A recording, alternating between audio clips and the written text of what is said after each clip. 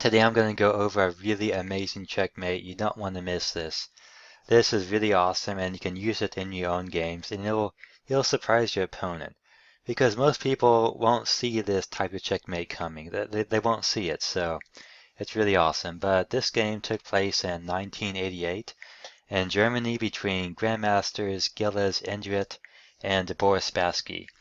Now, Boris Spassky, very famous Grandmaster, he was world champion for many years, and he had some legendary matches against Bobby Fischer. So a very, very top-level Grandmaster, and he is playing black here.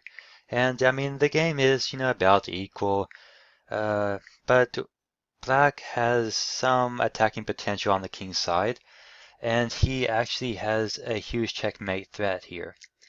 And black begins this checkmate by playing c5. Yeah, it looks pretty strange because the king is way over there and black is playing c5 to start this checkmate sequence. So it seems kind of like an odd move to play, but there's a purpose to it. I mean, if the queen were to take the pawn, then of course the bishop falls.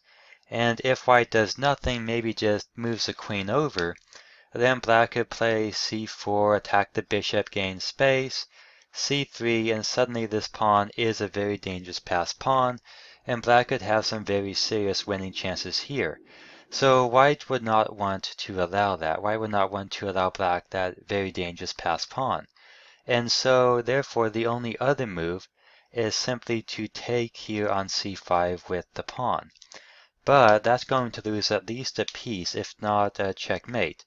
And here black plays knight to e5. The idea here is to set up a checkmate and to attack the bishop twice, so white would naturally want to protect the bishop because this checkmate is difficult to see, and so white just simply moves the bishop, and he's like, I'm up a pawn, and it's a dangerous pass pawn, and I'm threatening to trade off the bishops and trade off more material, go into, more of an endgame, and then just win with my extra pawn, which is a pass pawn. So white's plan seems pretty clear-cut.